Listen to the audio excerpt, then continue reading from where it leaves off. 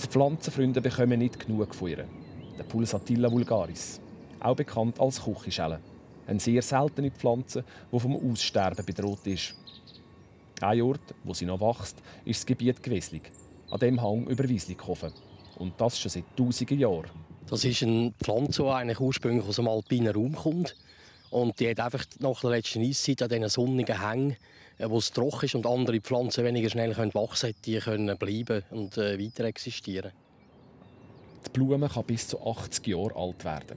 Dass sie hier im Zurzigebiet immer wieder blüht, ist auch der Verdienst von Pro Natura, wo zusammen mit der Gemeinde, dem Kanton und den Forstarbeitern gut zu den Magerwiesen schauen, während rundum gedüngt wird. Das ist eines der ältesten Schutzgebiete von Pro Natura Aargau und da haben die Leute früher schon sich wahnsinnig gekümmert darum. Das ist wirklich so ein Juwel von dieser Region und das ist auch das Glück, dass die Pflanze eben noch erhalten geblieben ist. Darum. Blüht die Küchenschelle wieder, so wie jetzt im Moment, lockt diese Attraktion die Pflanzenfreunde an. Fotografieren ist erlaubt, Souvenir mitnehmen nicht. So Blumen sieht man eigentlich sonst nur im Garten, oder? Und da ist es einfach in diesem Port der freien Natur. Wir sind jetzt von Gießen hergekommen und extra die Blumen, die Küchenschale anschauen. Wir haben das noch nie gesehen und es ist einfach eine sehr schöne Blume.